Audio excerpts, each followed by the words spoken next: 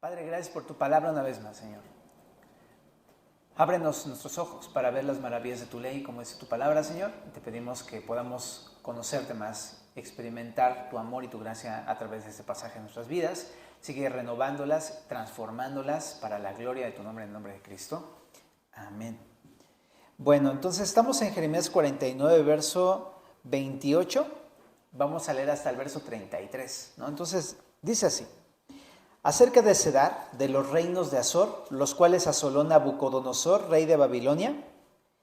Así ha dicho Jehová, levantaos, subid contra Cedar y destruid a los hijos del oriente. Sus tiendas y sus ganados tomarán, sus cortinas y todos sus utensilios y sus camellos tomarán para sí y clamarán contra ellos miedo alrededor. Huid, idos muy lejos, habitad en lugares profundos, son moradores de Azor, dice Jehová, porque tomó consejo contra vosotros Nabucodonosor, rey de Babilonia, y contra vosotros ha formado un designio. Levantaos, subid contra una nación pacífica que vive confiadamente, dice Jehová, que ni tiene puertas ni cerrojos, que vive solitaria. Serán sus camellos por botín y la multitud de sus ganados por despojo, y los esparciré por todos los vientos, arrojados hasta el último rincón, y de todos lados les traeré su ruina, dice Jehová.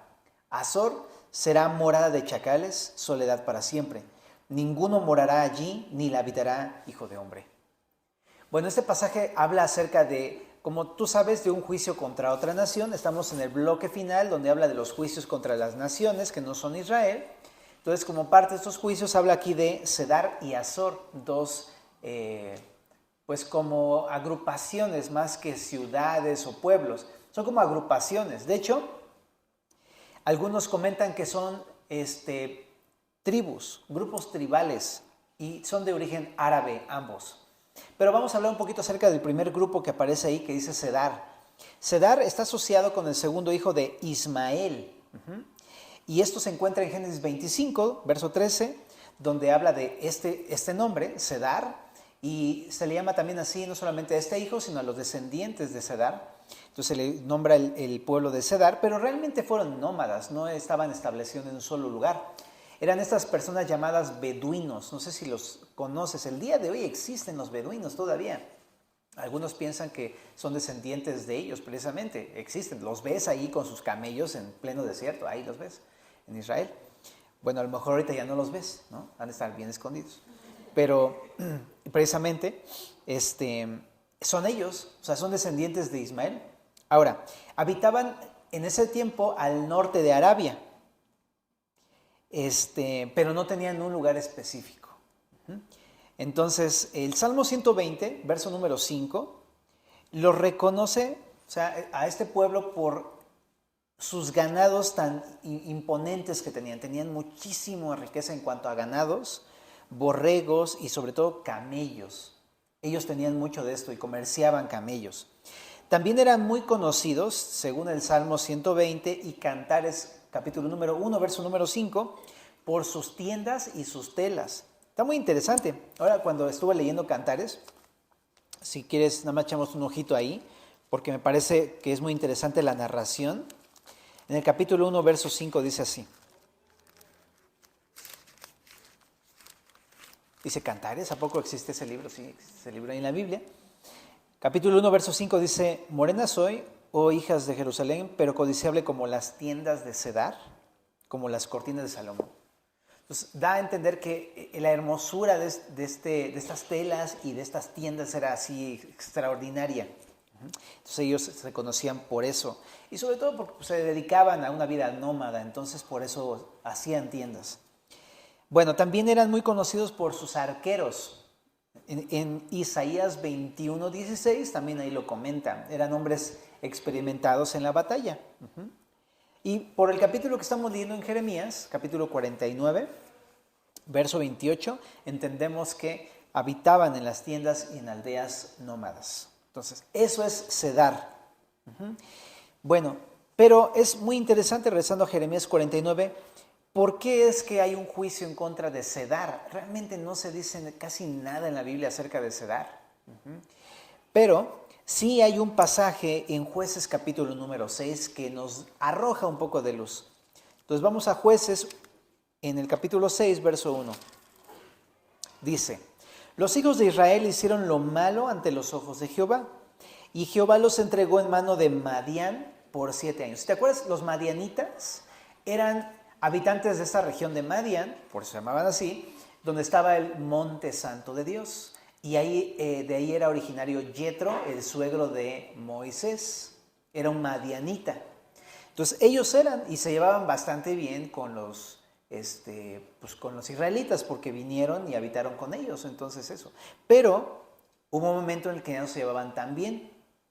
Entonces Dios los entregó en mano de los madianitas. En el verso 2 dice, y la mano de Madián prevaleció contra Israel, y los hijos de Israel, por causa de los madianitas, se hicieron cuevas en los montes y cavernas y lugares fortificados. Entonces empezaron a huir de los madianitas al punto en que empezaron a esconderse en cuevas, e incluso dentro de las cuevas hacían fortificaciones. Entonces la persecución ha de haber estado bastante intensa. Pero en el verso 3 dice, pues sucedía que cuando Israel había sembrado, subían los madianitas y amalecitas y los hijos del oriente contra ellos. Subían y los atacaban. Y acampando contra ellos destruían los frutos de la tierra hasta llegar a Gaza. Y no dejaban que comer en Israel ni ovejas, ni bueyes, ni asnos, porque subían ellos y sus ganados y venían con sus tiendas en grande multitud como langostas. Ellos y sus camellos eran innumerables. Así venían a la tierra para devastarla. Ok, ¿por qué te leí ese texto? Porque en ese texto, aunque habla de madianitas y amalecitas, en este pasaje habla de los hijos del oriente. Y esta frase se repite en Jeremías 49, en el verso número 28. Dice que esta profecía va contra Cedar y los hijos del oriente. Entonces, algunos podrían pensar que los hijos del oriente es exactamente estos de la tribu de Cedar. No sería nada extraño porque la manera de escribir del Antiguo Testamento generalmente refuerza siempre la misma idea. Entonces cuando dice Cedar y los hijos del oriente, hablan probablemente de la misma tribu. Aunque algunos historiadores también comentan que pueden ser dos grupos distintos, uno Cedar y otro los hijos del oriente. Pero como sea, lo que entendemos es que aquí compartieron un robo, ¿no? Un despojo en contra de los israelitas en esta época de Jueces, ¿no? Y lo que hacían, si te das cuenta, junto con los hijos del oriente, si es que son distintos o si son los mismos, pues ellos lo que hacían es que cuando los israelitas empezaban a tener mucho fruto en su tierra, llegaban así, ya te imaginas, ¿no? La multitud de hijos del oriente, así de, ay, mira, encontramos aquí uvas, ay, a ver, préstame para acá. Y empezaban a despojarlos de todo lo que tenían. Así como cuando estás en la secu, ¿no? No sé si te pasó, que llevas así tu pepsilindro y dices, ¿what? Bueno, algún día lo entenderás si te lo cuentan tus padres. Pero llegaba siempre el cuate, ¿no? Ya sabes, ¿no? El buena onda, ¿no? Oye, está bien padre, presta para acá, ¿no? Así, más o menos. Y se llevaban todas las cosas de ellos. Entonces, lo que realmente estaban haciendo era robando, despojando, ¿no? Estafando a los israelitas en todas las cosas que tenían. Esos eran los hijos del oriente. ¿Cómo ves? Entonces, rezando precisamente allá a Jeremías 49, precisamente eso es lo que hacían estas personas. Y yo pienso que es por eso que pues, el juicio contra ellos es más que evidente, ¿no? Porque ellos no podían defenderse, pero Dios pues sí tomó en cuenta todas esas injusticias. Bien, entonces, más adelante en el texto, si te das cuenta, se enriquecían de la pobreza de los israelitas. Y es a lo que también se le puede llamar, pues, bueno, robo, más que nada, ¿no? O sea, es robar así abierta y hostilmente. Pero también, si ahorita pusiste atención a nuestra lectura más adelante, vemos cómo también les infundían miedo en el verso número 29, como también, por ejemplo, en el verso 31, ahorita vamos a explicarlo, estaban plenamente confiados, a mí no me van a hacer nada. Entonces eran déspotas, eran como muy altaneros, groseros, en contra del pueblo de Israel, etc., ¿no? Bueno, pero esos son algunas causas pues, del juicio de esta sección. ¿Por qué Dios va a castigar a los de Cedar. Van a destruir a Israel también, de hecho. Cuando ahorita leímos Jueces, en el capítulo 6, dice que cuando subían destruían todo. Eso lo leímos ahí en el verso 4, Jueces 6:4. Destruían todo su fruto de la tierra y también aterrorizaban al pueblo. Bueno, son causas por las cuales vino el juicio a los de Cedar. Pero vamos a detallar un poquito en el texto de Jeremías 49, ahora también al otro pueblo que se llama Azor. Azor empieza a narrar desde el verso 30 al 33. Ahí como que ya es más específico. También los de Azor son árabes, nada más que la diferencia de Azor con Cedar es que los de Cedar son nómadas y estos de Azor son sedentarios. Ellos sí tenían una localidad, ¿no? Ahí se establecían. Eso lo entendemos más adelante en el verso 31 porque dice que tenían ciudades y no tenían muralla. Entonces significa que sí estaban asentados. Entonces la gran diferencia con este pueblo, pero ambos pueblos son árabes.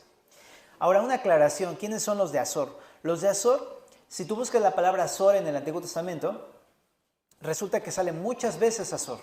Y tú dices, ¿en serio? Sí, en serio. Pero dicen los historiadores que este Azor que está citado en el Antiguo Testamento no es el que se nombra aquí en Jeremías 49. Este Azor de aquí de Jeremías 49 más bien tiene que ver con una ciudad que está al sur de Tierra Santa, que está entre Arabia y Tierra Santa, ahí en medio. Porque hay otro Azor en el norte, que está al norte de Galilea, que se llama también así, pero son dos pueblos distintos. Entonces no te confundas, ¿no? Si lees alguna vez Azor, se refiere generalmente al del norte de Galilea, pero aquí estamos hablando de uno que está al sur del Mar Muerto, al sur oeste, ¿no? O sureste, perdón, del Mar Muerto. Bueno, hay pueblos que sí tienen que ver con este Azor que estamos estudiando acá, que también los cita en el Antiguo Testamento como Dedán, Tema y Bus, y son parte de estas mismas tribus. Bueno, y eso es el pueblo de Azor. Pero ¿qué pasa con el pueblo de Azor? Pues que también Dios le está prometiendo un juicio y en el verso 31 está la razón. Aquí sí lo dice muy claramente. Dice, subid contra una nación pacífica.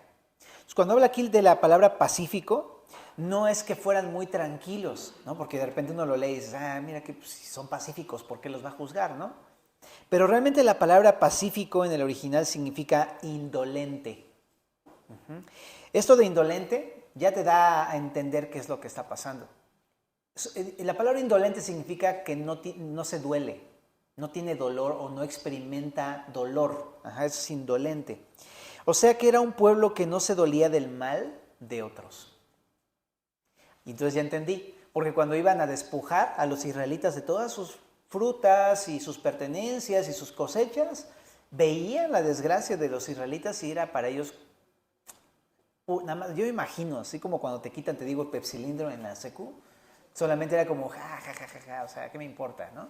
O te quitaban el suéter o cosas así, es como, ¿qué importa, no? ¿No les dolía que tú no, o sea, te robaban tu torta y no comías? Y a ellos ni les importa, ¿no? Así, o sea, es este tipo de indolencia de que ven que te están dañando y a ti, o sea, tú sufres, pero ellos están riéndose. Eso es indolente, no les afecta en lo más mínimo. El día de hoy lo experimentamos si es que alguna vez te ha acontecido una situación de robo. Que, o sea, es horrible la sensación de pensar, o sea, es que este dinero era para la quincena, ¿ahora qué voy a hacer? ¿No? Y a ti te duele y te surgen un montón de cosas, pero ellos están felices, indolentes, ¿no? Pero también esta palabra significa que no se afectan o conmueven, ni tantito. No es como, ay, pobre, sí, cierto, me estoy pasando de mala onda, ¿no? Bueno, a ver, te regreso 50 pesos para que te vayas para el auto. O sea, ni siquiera eso a veces, ¿no? Aunque hay algunos que dijéramos son re buena onda, que todavía te dan para tu transporte, ¿no? Entre comillas, ¿no? Pero realmente es que no se conmueven, no tienen afecto natural por ninguna de las cosas que estás viviendo. También significa que son insensibles, es la misma idea. Pero me llamó la atención otra traducción de esta palabra, significa perezosos o flojos. Y tú dices, claro que sí. Porque una persona que se dedica a robar, ¿no? Pues lo hace porque es más fácil, porque no requiere el esfuerzo de, como dijera mi papá, de partirte el lomo toda la semana, ¿no? Y de sudar la gota gorda para poder tener al final de la quincena lo necesario para tu casa. Pero ellos no, ellos son perezosos y flojos y por eso es más fácil así de presta para acá, ¿no? Y todavía se atreven a decir, pues voy a chambear, ahorita vengo, ¿no? Y es para ellos según una chamba, pero realmente es pereza, no es ningún trabajo, es simplemente enriquecerse a costa de la pobreza de los demás, ¿no? Y es lo que están haciendo los de Azor. También otra razón del verso 31 es porque dice que viven confiadamente. Esta frase, vivir confiadamente, significa que no tenían murallas alrededor de su ciudad, pero eso demostraba algo de su corazón. No tenían murallas porque eran los muchachos gachos de la película, ¿cómo era? ¿Cómo? El muchacho gacho de la película Gacha. Y nadie se atrevía a decirle nada, porque ya sabes que si le dices algo, peor te va. Entonces, no tenían murallas porque precisamente ellos están pensando, nadie se va a meter conmigo, porque no estoy yo solo, están todos los demás, ¿no? Y así encontramos en estas ciudades, de hecho el día de hoy, encontramos grupos así, ¿no? Que nadie se atreve a denunciar o decir nada porque ya sabes que no son uno, son un buen, y te metes con uno y contra todos, ¿no? Pero ellos sí tienen el descaro de dejar abierta su casa y porque ya saben que nadie se va a meter con ellos. Es más o menos esta misma actitud. Viven confiadamente porque se creen muy fuertes y muy poderosos, se sienten muy seguros, pero realmente es puro orgullo, porque están pensando que son los más poderosos, pero me encanta que el texto aquí dice, no, hay uno que es más fuerte que ellos, ¿no? Y va a juzgarlos un día, ¿no? A estos de Azor. Entonces es un pueblo autoconfiado, ¿no? Porque está lleno de orgullo. Pero también dice aquí en el verso 31 que son personas que viven solitariamente. Entonces esto de solitario significa aislado, pero no aislado en un sentido de que no me quiero juntar con nadie, ¿no? Porque chusma o algo así. Sino más bien habla de personas que no quieren compartir absolutamente nadie con nada. Por eso viven aislados, porque no quieren darle a nada a nadie. Todo es para ellos. Todo lo que se roben es para ellos y no van a compartirlo. A eso habla de un pueblo egoísta, ¿no? Entonces, eso es Azor. Y lo que dice aquí el Señor es que también viene un juicio, ¿no? La manera en cómo los va a juzgar es precisamente igual que como ellos hacen con el pueblo de Israel. Les dice, huyan, ¿no? Es lo que hacían con el pueblo de Israel. Iban a asaltarlos y todos salían despavoridos, huyendo, llenos de terror. Pues es lo mismo que les dice, huyan, vayan, escóndanse en sus cuevas profundas y métanse ahí. Es lo mismo que hacían con los israelitas. Y ahora ellos son los que van a salir huyendo del Señor. Y así como saquearon a su nación, ahora ellos van a ser completamente saqueados. Ahí en el verso número 32 y 33. De modo que no va a haber ni siquiera una persona que habite este lugar al final. Así. Entonces, Dios es justo en ese sentido de juzgar y de emitir juicios, ¿no? Contra Azor y contra Cedar. Y bueno, de Cedar ya no vimos, pero la forma en que los va a juzgar Dios, pues precisamente, ¿cómo se llama?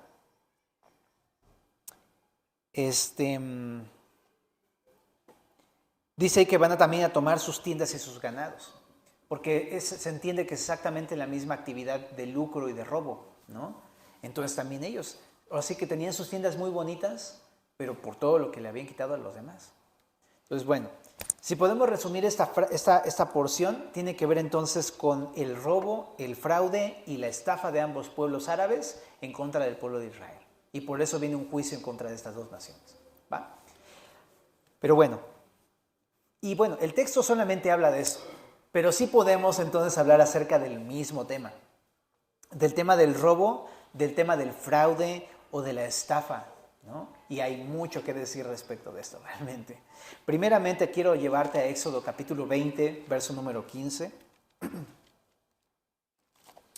Me sorprendí, aunque es más que obvio que está en los 10 mandamientos. Pero el robo es pecado, ¿sabías? Dice en el capítulo 20, verso 15, no hurtarás, no robarás. Entonces, por si uno piensa, pues ¿qué tiene de malo? Es un trabajo, ¿no? Como cualquier otro. Es pecado. No es un trabajo, es un pecado. Robar es un pecado, porque estás tomando lo ajeno. No es tuyo, no te pertenece. Entonces aquí, de hecho, está dentro de los 10 mandamientos. Por eso te digo que me sorprendió, porque no es como que estuviera ahí en Deuteronomio, así como medio escondido. Bueno, no, Deuteronomio sí lo repite. Bueno, en Ezequiel, ahí escondido, ¿no? No, está en los 10 mandamientos. Entonces, es un pecado muy, muy, muy grave. Ahora, ¿esto qué tan grave es? Pues chécate el Salmo 101, verso 7.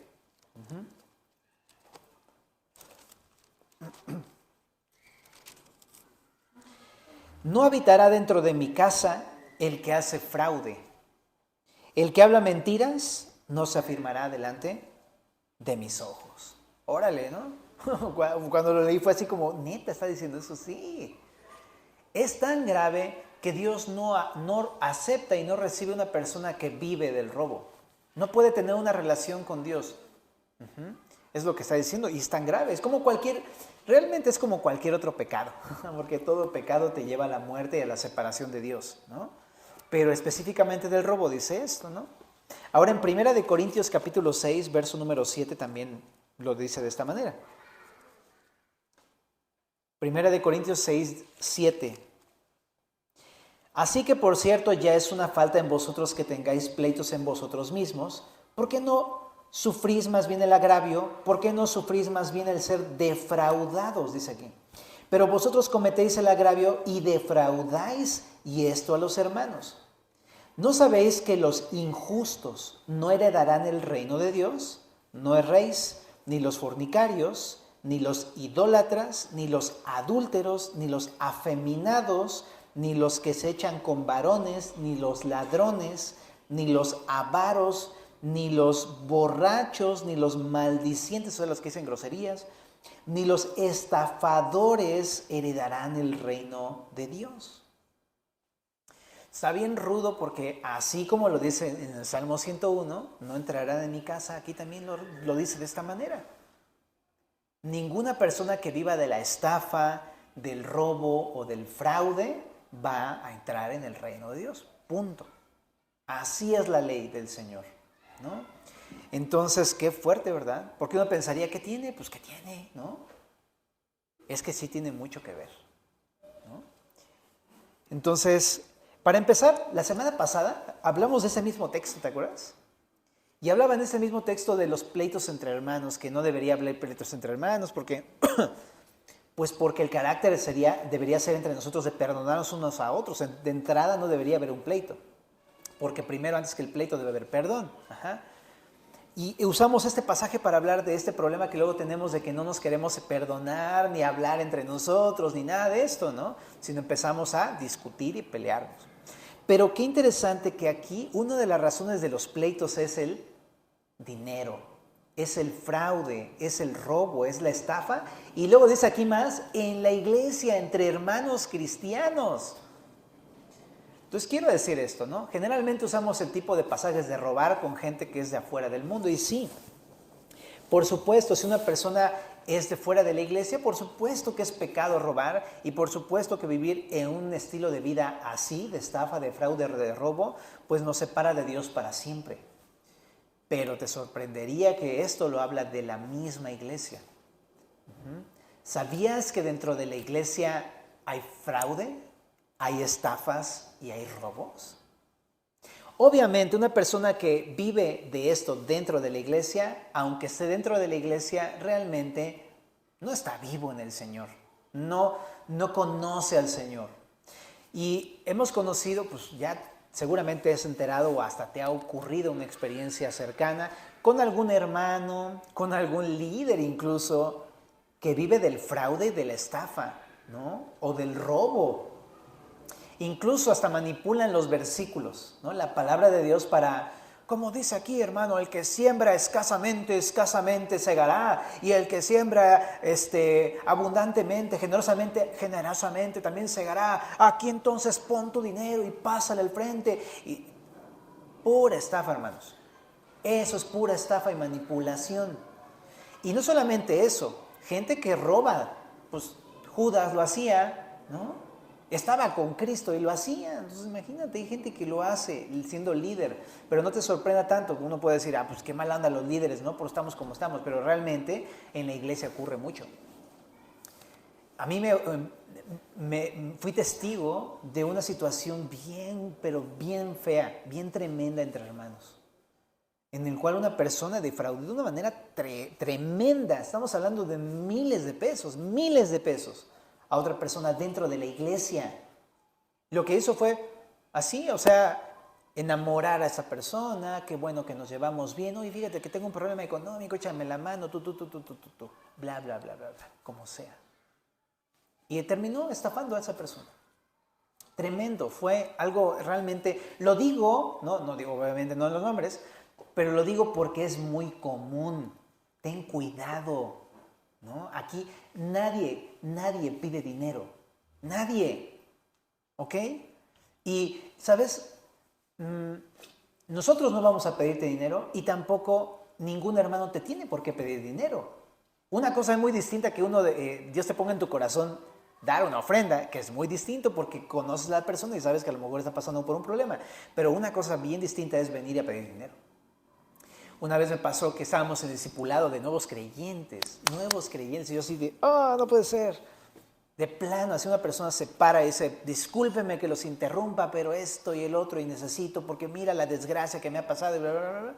Se fue con varios miles de pesos. Y nosotros así no podemos creer, o sea, así como, ya les tuvimos que decir, espérense, por favor, y hablamos con esa persona y todo, ¿no? Ya buscamos ahí una solución. Pero en verdad es tremendo cómo sucede en las iglesias. Bueno, pero el punto está en que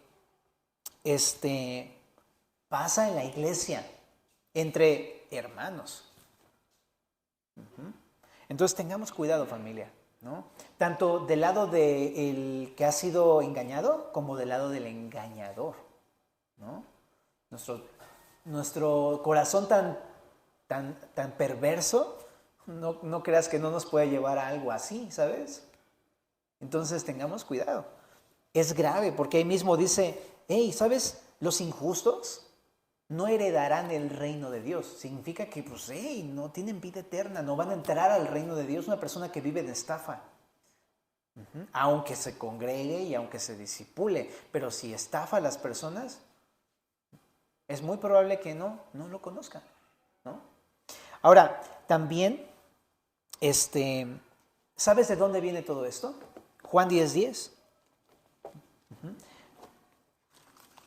Eso es algo que, por supuesto, el hombre de su corazón saca estas cosas, pero quien siembra la invitación a estas cosas está aquí.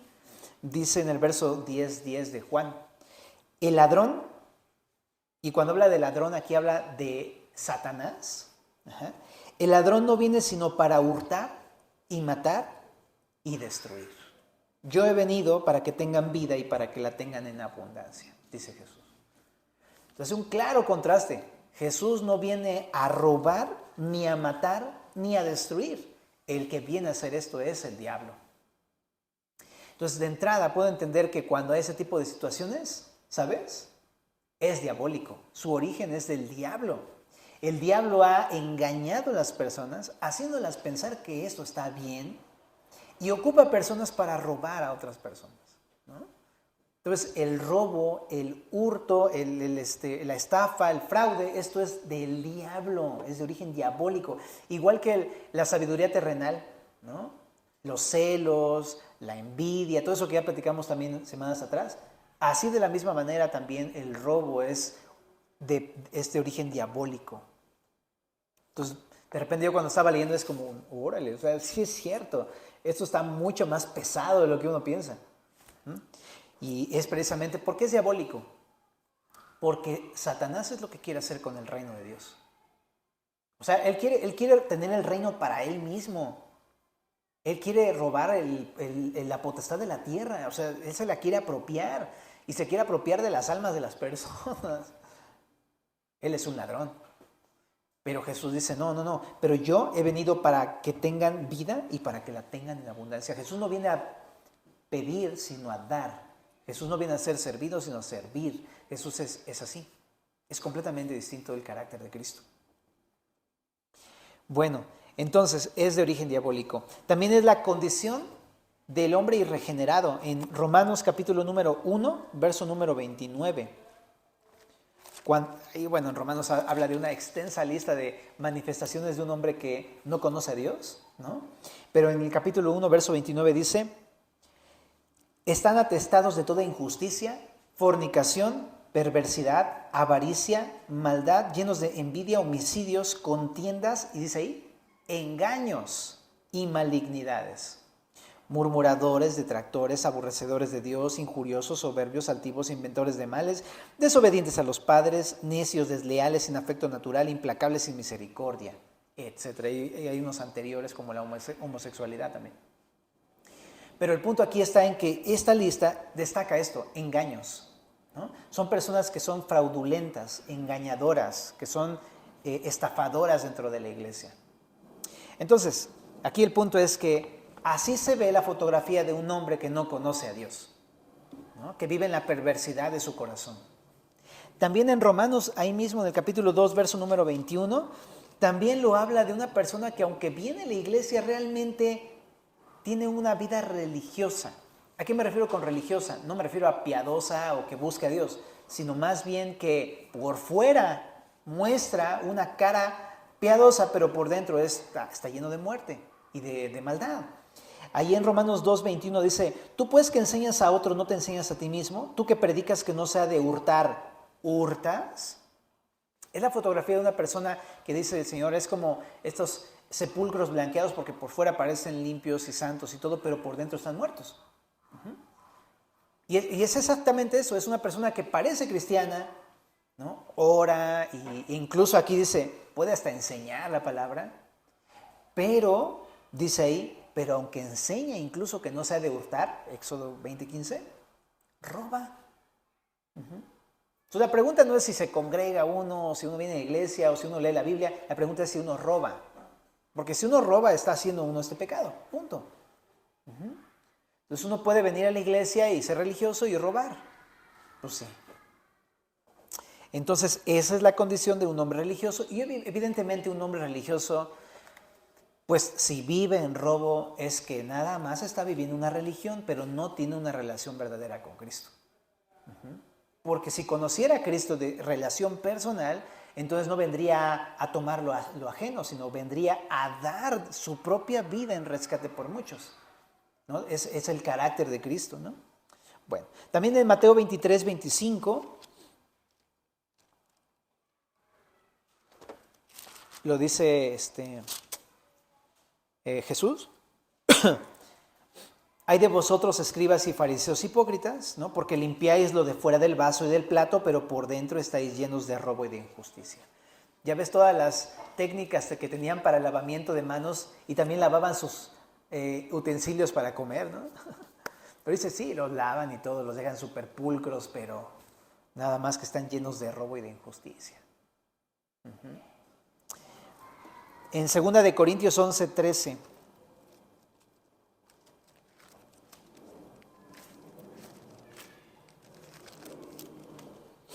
Dice, porque estos son falsos apóstoles, obreros, ¿qué dice ahí?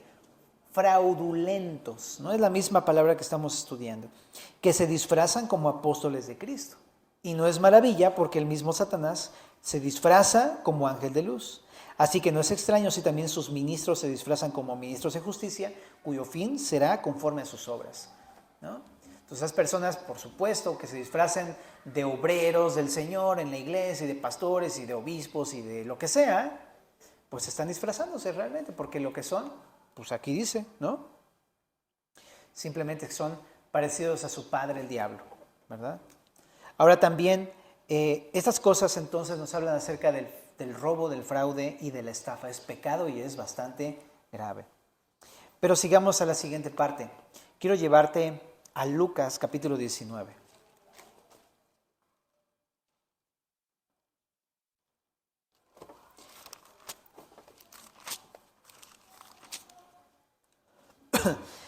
En el verso número 1 dice, habiendo entrado Jesús en Jericó, iba pasando por la ciudad Y sucedió que un varón llamado Zaqueo, que era jefe de los publicanos y, ¿qué dice ahí? Rico, pues cómo no, si trabajaba en los tributos públicos, ¿no? Bueno, dice, procuraba ver quién era Jesús, pero no podía a causa de la multitud, pues era pequeño de estatura. Pues ahí nos echamos un tiro él y yo. Y corriendo delante subió a un árbol sicómoro para verle, porque había de pasar por allí. Y cuando Jesús llegó a aquel lugar, mirando hacia arriba, le vio y le dijo, Zaqueo, date prisa, desciende, porque hoy es necesario que pose yo en tu casa. Entonces él descendió a prisa y le recibió gozoso. Al ver esto, todos murmuraban, diciendo que había entrado a posar con un hombre pecador. Y sí. Pero dice, entonces Zaqueo, puesto en pie, dijo al Señor, he aquí, Señor, la mitad de mis bienes doy a los pobres. Y chécate. Y si en algo he defraudado a alguno, se lo devuelvo cuadruplicado. O sea, yo me pongo a pensar, ¿por qué le dijo esto a Jesús? Si era rico, ¿no? O sea, tú pensarías, pues no necesita nada, pues es un hombre rico. ¿De dónde sacó todas sus riquezas? O sea, imagínate que llega Jesús a tu casa y de repente encuentra, ¿no? La mesa del Líbano, ¿no? Y encuentra los platos de no sé qué, la colcha de cedar, o sea, es así todo así súper ostentoso y los cuadros y las copas y todo así impresionante. Y llega Jesús a tu casa y sabes que Él se da cuenta de dónde salió todo eso. Zaqueo, yo siento que en ese momento fue como, ya me descubriste, Dios. O sea, por eso viniste a mi casa, ¿verdad? Te metiste para que, no para que tú te dieras cuenta, sino para que yo me diera cuenta de lo que hay dentro de mi corazón. Yo soy un estafador, Señor. Quiero decirte que si estamos leyendo esta noche y tú sabes que Jesús está hablándote a tu corazón, es porque sabe quién eres, sabe lo que has hecho, ¿no? No es que nosotros lo sepamos, es el Espíritu de Dios que te está redarguyendo, que sabes que vives de eso, ¿no? Entonces Zaqueo dice, cuando lo ve tan expuesto su corazón y ve todas las cosas, Señor, voy a devolver la mitad de mis bienes. Y ¿sabes? Le voy a dar 4 veces más a todos los que he defraudado. Está confesando su pecado, está arrepintiéndose de su pecado. ¿Y qué pasa con Jesús? ¿Qué dice Jesús? Verso 9. Jesús le dijo, hoy ha venido la salvación a esta casa, por cuanto él también es hijo de Abraham. Qué impresionante que Jesús le dice, no, o sea, no le reclamó diciéndole, ya te caché, brother, ahora sí que ya te cayó la justicia, ¿no? Sino lo que dice es, ¿sabes? Lo único que puedo ver en tu corazón a pesar del pecado es un hombre arrepentido y que cree en mí. Y le dice, ahora tú eres también parte de la familia de Dios. Cuando dice aquí que eres hijo de Abraham, ¿a qué se refiere? Abraham es conocido como el padre de la fe. Y junto con Abraham, todos los que hemos creído en Cristo somos hechos hijos de Abraham por la fe. O sea que somos parte de la familia de Dios al creer en Cristo. Entonces, lo que está diciendo Jesús es, ahora eres parte de mi familia porque como Abraham tú también has creído en mí. Y lo que hace es recibirlo como su hijo.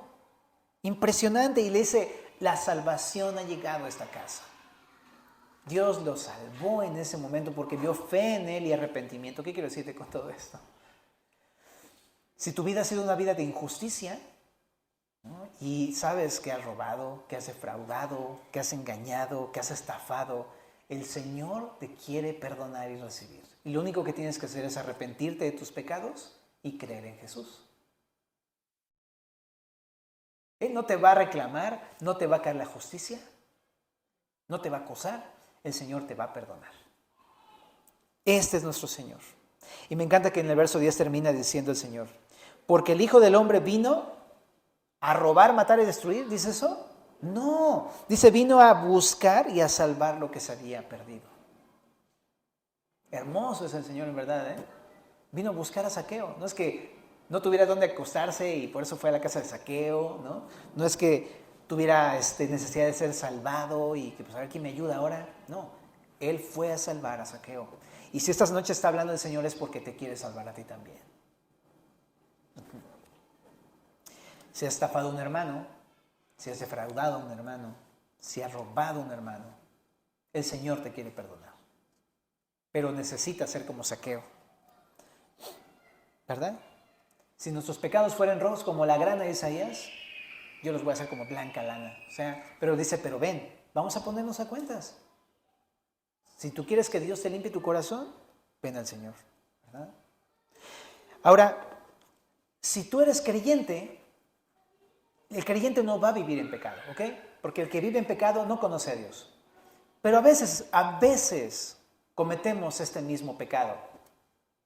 Porque aunque ya somos creyentes, a veces lo hacemos. Le robamos a Hacienda cuando no pagamos nuestros impuestos, le robamos a nuestro jefe cuando nos salimos a una hora que él no nos dijo que nos fuéramos, le robamos, no sé, ya sabes, ¿no? Uy, me aparecieron 5 pesos de más. Gracias, Dios, qué bendición. Nah, no son tuyos. Sabes que son de esa persona. Pero cuando te los llevas, te los robas. Y como cristiano dices, no, yo nunca haría eso, pero lo hacemos, hermanos. O sea, no tienes por qué extrañarte de lo que somos, así somos, ¿no? Más bien reconozcámoslo. Y cuando pase, ¿no? me llama mucha atención porque el Señor siempre nos corrige, nos dice, hey, ¿sabes? Primera de Corintios 6:11. Primera de Corintios 6:11, ahorita lo leímos. Dice, eso éramos antes, pero ya no. En Primera de Corintios 6:11 dice, esto erais algunos, mas ya habéis sido, ¿qué dice ahí?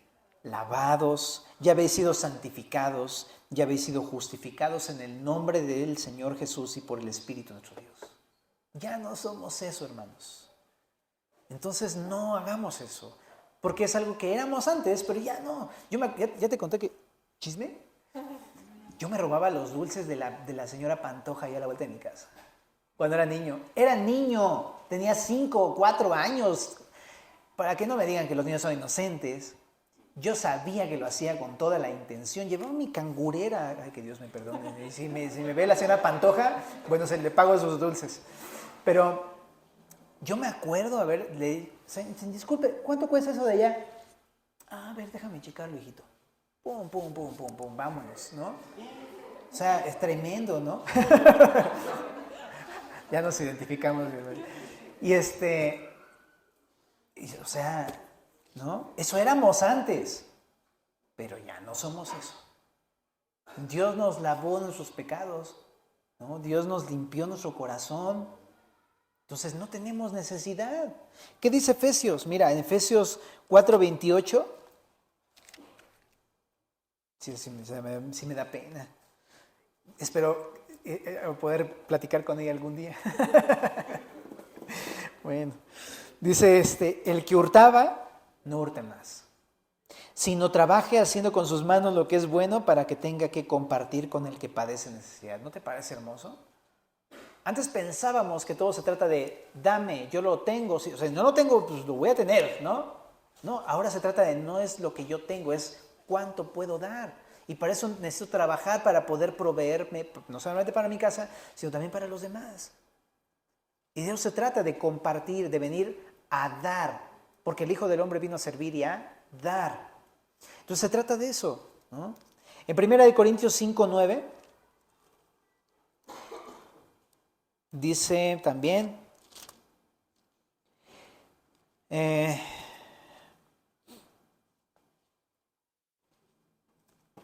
no os he escrito por carta que no os juntéis con los fornicarios, no absolutamente con los fornicarios de este mundo, con los avaros o con los ladrones o con los idólatras, pues en tal caso sería necesario salir del mundo. Más bien os escribí que no os juntéis con ninguno que, dice ahí, llamándose hermano, fuere fornicario, avaro, idólatra, maldiciente, borracho o ladrón. Con el tal ni aún comas. Lo que te quiero decir con esto es, cuida tus amistades. O sea, trabaja para que tengas para poder compartir, pero tienes que dejar ciertos amigos, ¿estás de acuerdo? Aunque vayan a la iglesia, pero si están en pecado, No te juntes. Y es más, dice aquí Pablo, es más, hasta peor, si dice que es cristiano, ¿sabes qué? Ni le hables ni comas con él. Porque si dice que es cristiano y es fornicario, avaro, adúltero, ladrón, etcétera, etcétera, no te juntes con él. No tengas ninguna clase de asociación con una persona así. Entonces eso, ¿no? Cuida tus amistades. También, ¿qué pasa si me roban a mí y me defraudan? Porque a lo mejor yo soy el que está sufriendo por estas cosas. Bueno, déjame llevarte a Lucas 18, verso número 11. Rapidísimo te lo voy a mencionar. Dice, el fariseo puesto en pie oraba consigo mismo de esta manera: Dios, te doy gracias porque no soy como los otros hombres, ladrones, injustos, adúlteros, ni aun como este publicano. Casi le falta decir como este publicanete, ¿no? Lo que quiero decirte con esto es una cosa. No somos mejores que las personas ladronas. Porque luego nos ponemos la onda de, uy, si estos ladrones, qué barbaridad, ¿cómo hacen esas cosas en la iglesia? Qué tremendos. Pero cuando hacemos ese tipo de juicios, nos parecemos a los fariseos. Lo que quiero decirte es que no somos mejores. Y si vemos a alguien que está pecando, no debemos juzgarlo para condenarlo, sino para tener misericordia y para poder, ¿sabes?, orar por esas personas, porque no saben qué están haciendo. Pero yo no soy mejor. ¿Me explico? Entonces nada más para que lo tengamos en cuenta, porque luego estamos pensando en otros y es como, no, espera. Yo soy un pecador. Ahora, ¿qué podemos hacer? Jueces 6, anótalo. ¿Qué hizo la nación de Israel cuando los madianitas, amalecitas y el pueblo del oriente lo robó? Se puso a orar. Léelo en casa. Y dice que Dios les contestó. Así que, ¿qué tienes que hacer? Ora por todas esas cosas de que llegó el chavo gacho de la película, eso. Y te llegó a hacer báscula, chavo, ponte a orar por eso. Y por orar por esas personas, porque Dios en verdad contesta. 1 Corintios 6, 7. Soporta el agravio. Pero es que ese hermano cristiano, o sea, qué mala onda. Pues por eso, porque ese hermano cristiano, por eso dice ahí 1 Corintios 6, 7, sufre el agravio. Sufre el de ser defraudados. Es la manera cristiana de responder ante estas cosas. Dice ahí también en Mateo 5:38, chécate. Mateo 5:38. Sermón del monte, ¿no? Ojo por ojo, diente por diente, ¿no? Pero yo os digo, no resistáis al que es malo, antes a cualquiera que te hiera en la mejilla derecha, vuélvele también la otra. Al que quiera ponerte a pleito y quitarte la túnica, déjale también la capa. A cualquiera que te obligue a llevar carga por una milla, ve con él 2.